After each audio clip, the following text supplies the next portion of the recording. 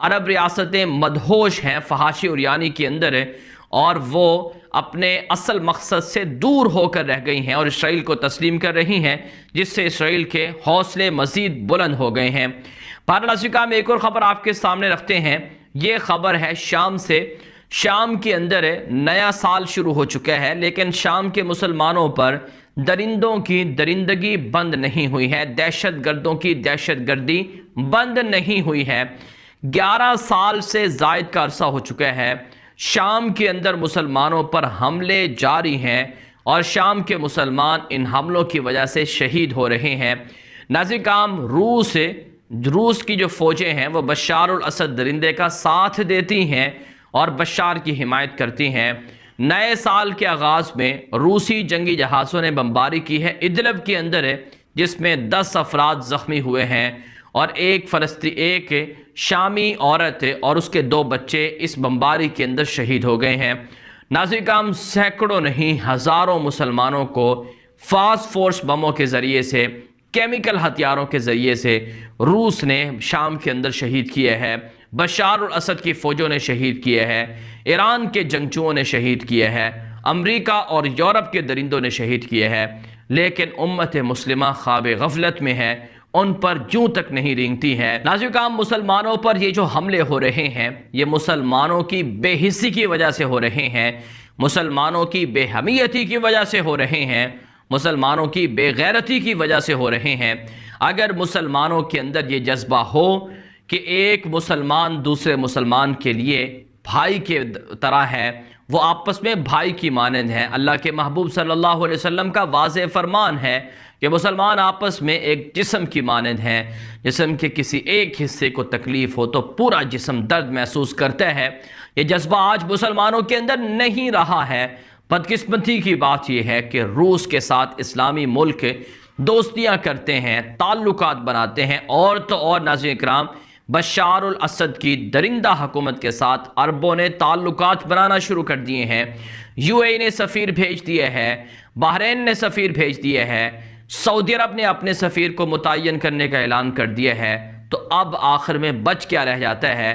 تو لاکھوں شامی مسلمان اپنے حق کے لیے اللہ کے عرش کو اپنی دعاؤں کے ذریعے سے ہلا رہے ہیں کہ کم از کم انہیں انصاف دیا جائے اور دنیا کے اندر فیصلہ ہو کہ یہ درندے اللہ تعالیٰ کے عذاب کا اور انتقام کا نشانہ بنے۔ ناظرین میں ایک اور خبر آپ کے سامنے رکھتے ہیں۔ یہ خبر ترکی سے ہے۔ ترکی کو جدید دنیا کے اندر ترقی سے روکنے کے لیے امریکہ کی بدماشیاں جاری ہیں۔ ناظرین، ترکی واحد ایسا ملک ہے جو 40 لاکھ سے زائد شامی مسلمانوں کی کفالت کر رہا ہے، شام کے اندر لوگوں کی مدد کر رہا ہے، انہیں امدادی سامان دے رہا ہے، کھانے پینے کی اشیاء دے رہا ہے۔ ترکی کا یہ جو کام ہے یہ امت مسلمہ کی جانب سے فرض کفایہ کے طور پر ہو رہا ہے۔ اسی ترکی کو طاقتور ہونے سے روکا جا رہا ہے۔ امریکہ، یورپ بدماشیاں کر رہے ہیں، پابندیاں لگا رہے ہیں۔ ترکی دفاعی میدان میں ترقی کر رہا ہے۔ ڈرون طیارے جو ترکی کے اندر بنتے ہیں وہ دنیا کے اندر دھوم مچا چکے ہیں۔ 10 کے قریب ممالک ہیں جو ترکی سے ڈرون طیارے خرید چکے ہیں۔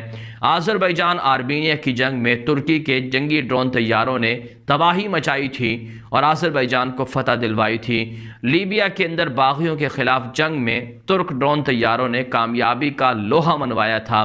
امریکہ اور یورپ پر لرزہ طاری ہے کہ آخر ترکی کے ڈرون اور ترکی کی جو دفاعی ٹیکنالوجی ہے وہ دنیا کے اندر اتنی پاپولر کیوں ہو رہی ہے۔ یہی وجہ ہے ناظرین کرام، امریکہ نے ترکی کی ڈرون ٹیکنالوجی کو روکنے کے لیے نئی پابندیاں لگانے کا اعلان کر دیا ہے۔ نیا قانون منظور کیا گیا ہے جس میں ترکی کے ڈرون طیاروں کا آڈٹ ہوگا کہ ترکی کو جو اسلحہ امریکہ نے بیچا یا جو اسلحے کے پرزے امریکہ نے دیے، کیا وہی پرزے ترکی کے ڈرون طیاروں میں تو استعمال نہیں ہوئے؟ کیا ترکی نے جو قوانین ہیں، جو امریکہ اور ترکی کے درمیان اسلحے کے حوالے سے جو معاہدے ہیں، ان کی خلاف ورزی تو نہیں کی ہے؟ اس حوالے سے کہا جا رہا ہے کہ امریکہ ترکی کو اور ان کے ڈرون طیاروں کو ناکارہ کرنے کے لیے کوششیں کر رہا ہے اور مختلف ملکوں پر بھی پابندیاں لگائے گا کہ وہ ترکی کو یہ پرزے نہ دے اور ترکی ڈرون طیارے نہ بنا سکے۔ لیکن ترکی کے جو سائنٹسٹ ہیں، جو ترکی کے انجینئرز ہیں، وہ یہ بتاتے ہیں کہ ہمارے پاس ایسی صلاحیت ہے کہ ہم اپنے ملک کے اندر مکمل ڈرون طیارہ تیار کر سکتے ہیں اور ہمیں امریکہ اور یورپ کی اس میں ضرورت نہیں ہوگی۔ دوسری طرف سے ناظرین کا اطلاعات یہ سامنے آ رہی ہیں کہ ترکی کی معیشت پر پابندیاں لگانے کے لیے اور ترکی کو ایک طرح سے معاشی طور پر کمزور کرنے کے لیے بھی سازشیں ہو رہی ہیں، اور اس حوالے سے ناظرین کام ترکی کے خلاف ہے۔ آپ جانتے ہیں لیرا کو کرنسی، جو لیرا کرنسی ہے، اس کو کافی ڈی ویلیو کروا دیا گیا ہے، اور ترک کرنسی کے ڈی ویلیو ہونے سے ناظرین کام بہت سا نقصان برداشت کرنا پڑ رہا ہے۔ ترکی کی اکانومی کو نقصان ہو رہا ہے، ڈالر مضبوط ہو رہا ہے، لیرا کمزور ہو رہا ہے۔ اردگان نے سود ختم کرنے کا اعلان کیا، جس کے بعد پوری دنیا کی دجالی طاقتیں، سرمایہ دارانہ سسٹم کو بچانے والی طاقتیں میدان میں آ گئیں اور اردگان پر اور ترکی پر حملے کیے جا رہے ہیں۔ بہرحال ناظرین یہ ویڈیو دوستوں کے ساتھ واٹس ایپ پر، فیس بک پر، ٹویٹر پر، انسٹاگرام پر، ہر جگہ پر شیئر کر دیں، اور ہمارے دوسرے یوٹیوب چینل غلام نبی مدنی کو اگر سبسکرائب نہیں کر رکھا تو اسے لازمی سبسکرائب کر لیں، وہاں پر بھی آپ کو معلومات اور ویڈیوز ملتی رہیں گی۔ اب تک کے لیے اتنا ہی، اجازت دیجیے۔ السلام علیکم ورحمۃ اللہ۔ آگ دیکھی جا سکتی ہے۔ اب میں آپ کو بتا دوں ایسا کیوں ہو رہا ہے، ایسا کیوں ہو رہا ہے، کیونکہ اس سے پہلے ہم مئی کے مہینے میں یعنی مئی 2021 کے اندر ایک خطرناک 11 دنوں کی جنگ دیکھ چکے ہیں اسرائیل اور حماس کی۔ اب ذرا جان لیجئے کہ کل کیا ہوا تھا۔ کل یہ ہوا تھا کہ rockets fired from Gaza land off central Israel coast, کہ 2 راکٹ فائر کیے گئے تھے حماس کی جانب سے اسرائیل پر، جس کے نتیجے میں آئرن ڈوم مکمل طور پہ ناکام ہو گیا تھا، وہ انٹرسیپٹ نہیں کر سکا تھا، اور نہ ہی جو خطرے کی الارم بجتے ہیں اسرائیل کے اندر، وہ بھی نہیں بج پائے تھے، کیونکہ اسرائیل یہ کہتا ہے کہ اس ایریے کے اندر ہمارا جو آئرن ڈوم ہے وہ ڈپلوائے نہیں تھا، جہاں پہ حماس کی جانب سے راکٹ فائر کیے گئے ہیں۔ اب یہ پورا ہفتہ ہی کشیدگی میں گزرا ہے۔ الجزیرہ کی میرے پاس خبر ہے 29 دسمبر بدھ کے دن کی، 3 Palestinians wounded by Israeli tank fire on Gaza، یعنی بدھ کے روز بھی اسرائیل کی جانب سے فلسطین پر بمباری کی گئی تھی، حملہ کیا گیا تھا، 3 اس میں غزہ کے جو رہائشی ہے وہ زخمی ہو گئے تھے۔ اس سے پہلے کیا ہوا تھا وہ بھی ذرا جان لیجئے۔ غزہ اور اسرائیل، اس کو ڈیوائیڈ کرنے کے لیے ایک فینس لگائی جا رہی ہے، دیوار بنائی جا رہی ہے، لوہے سے، فولاد سے ایک بہت ہی مضبوط دیوار بنائی جا رہی ہے، جو تقریباً آپ کہہ سکتے ہیں 18 سے 20 فٹ اونچی ہے، یعنی اس کو نہ توڑنا آسان ہے نہ پار کرنا آسان ہے۔ یعنی لوہے کی مدد سے، ہزاروں ٹن لوہے کی مدد سے تقریباً 65 کلومیٹر ایریے کو کور کیا گیا ہے، اور اس کے اوپر خاردار تار، اس کے اندر سینسر نصب کیے گئے ہیں، اس کے اندر کرنٹ چھوڑا گیا ہے کہ یعنی کسی صورت بھی اس جگہ کو پار نہ کیا جا سکے۔ اب اس کی مینٹیننس ہو رہی تھی، اس کی دیکھ بھال کے لیے، کچھ چیزیں بہتر کرنے کے لیے عملہ بلایا گیا تھا اسرائیل کی جانب سے۔ جب اسرائیلی عملہ اس دیوار کو مینٹیننس اس کی کر رہا تھا، اس وقت حماس کے سنائپر نے ان کام کرنے والوں پر فائرنگ کی تھی، جس کے نتیجے میں ایک مارا گیا تھا، کچھ زخمی بھی ہوئے تھے۔ یہاں سے کشیدگی کا آغاز ہوتا ہے، یعنی جب حماس نے فائرنگ کی اس دیوار پر کام کرنے والے مزدور پر یا جو بھی تھا، جو میکینک تھا، اس کے بعد اسرائیلی نے ٹینکوں سے فائرنگ کی غزہ پر، جس کے نتیجے میں وہاں پہ کام کرنے والے مزدور، کسان، فارمر وہ زخمی ہوئے جو خبر آپ جان چکے ہیں۔ اب ایسا ہو کیوں رہا ہے یہ بھی ذرا جان لیجئے۔ آج سے چند دن پہلے تقریباً ایک ہفتہ ہو چکا ہے، لتاکیہ شام کی ایک بڑی بندرگاہ ہے لتاکیہ، وہاں پر حملہ کیا گیا تھا، کروز میزائل فائر کیے گئے تھے اسرائیل کی جانب سے، کیونکہ اسرائیل یہ کہتا ہے کہ شام کے اندر ایرانی ٹکانے ہیں، ان ایرانی ٹکانوں کو تباہ کرنا ضروری ہے، کیونکہ یہاں سے لبنان کے اندر اور ہر طرف جو ایران ہے وہ اپنا اسلحہ سپلائی کرتا ہے، لہذا اگر ایران اسلحہ کسی بھی ملک کو دیتا ہے تو اس کا مقصد یہ ہوتا ہے کہ یہ اسرائیل کے خلاف استعمال ہوگا، لہذا اس لیے ہم نے اس پورٹ کو نشانہ بنایا ہے۔ بہت بڑا حملہ تھا، تقریباً 18 سے 20 گھنٹے آگ لگی ہوئی تھی۔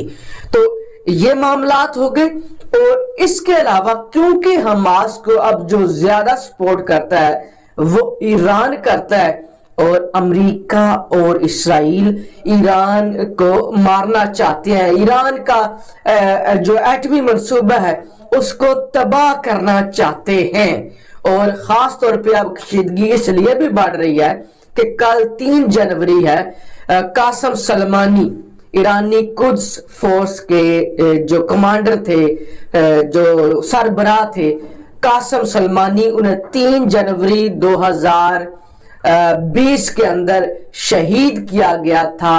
تو ان کی شہادت کو، ان کی برسی کو 2 سال مکمل ہو چکے ہیں، اور ان کی برسی پر دوسرا سرپرائز دینا چاہتا ہے اسرائیل، اور اسرائیل یہ مان چکا ہے، اسرائیل یہ واضح اعلان کر چکا ہے کہ قاسم سلمانی کو مروانے میں ہمارا مین ہاتھ تھا۔ اس سے بھی ذرا مزید ڈیٹیل میں آپ کے سامنے رکھ دوں۔ ایک خبر ہے میرے پاس یہ 30 دسمبر کی کہ Israel agrees to transfer tax to Palestine after Abbas visit. Mahmoud Abbas جو کہ صدر ہے فلسطین کا، انہوں نے وزٹ کیا تھا اسرائیل کا، اور ٹیکس کے معاملات اسرائیل نے کہا تھا جو بھی آپ کی ٹیکس کلیکشن ہوتی ہے ہم آپ کو دیں گے۔ اب محمود عباس کو حماس کے لوگ یہ سمجھتے ہیں کہ یہ اسرائیلی ایجنٹ ہے، یعنی یہ فلسطینیوں کے ساتھ لائل نہیں ہے، اس نے کبھی فلسطین کا ایشو نہیں اٹھایا، بلکہ یہ اسرائیل کے ساتھ ملا ہوا ہے، اور اسرائیل بھی چاہتا ہے کہ اسی طرح کے کمزور لوگ، اسی طرح کے ہمارے جو ٹاؤٹ ہیں وہ فلسطین پر حکومت کریں۔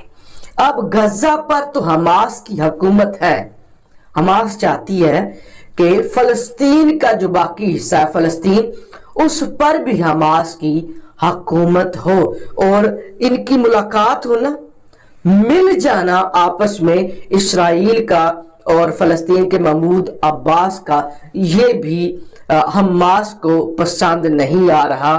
اس وجہ سے بھی جو حماس ہے وہ حملے کر رہی ہے کہ یہ وہ لوگ ہیں جو مسجد اقصی کی بے حرمتی کرتے ہیں، لوگوں کو نکال رہے ہیں، گولان ہائٹس پر آبادی کو ڈبل کر رہے ہیں، اور فلسطینیوں کو نکال رہے ہیں ملک سے، اپنے گھروں سے، اور محمود عباس جا کے ان سے ملتا ہے۔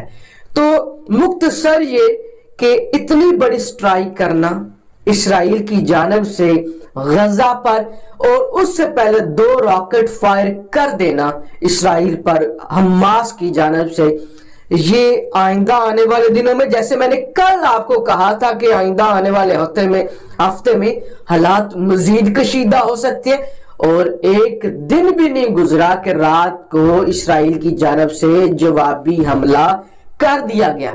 اب ایسا تو نہیں ہو سکتا کہ اتنا بڑا حملہ کیا گیا ہے، ٹینکوں سے فائرنگ کی گئی ہے، جنگی جہازوں سے بمباری کی گئی ہے، اور حماس اس پر خاموشی اختیار کرے، یعنی اب اسی طرح سے حماس ان پر حملہ کرے گی کیونکہ سیز فائر ٹوٹ چکا ہے، اور یہ حماس پر حملے کریں گے، اور اس طرح کشیدگی بڑھ سکتی ہے، کیونکہ اس وقت روس بہت زیادہ غصے میں ہے، یہ بھی جان لیجئے، روس بہت زیادہ غصے میں ہے اسرائیل کے خلاف، کیونکہ روس پر یہ الزام لگ رہا ہے کہ شام کے اندر ان کا S-400 ناکام ہو گیا ہے. تو روس کی بھی بیکنگ اس وقت ہے حماس کو.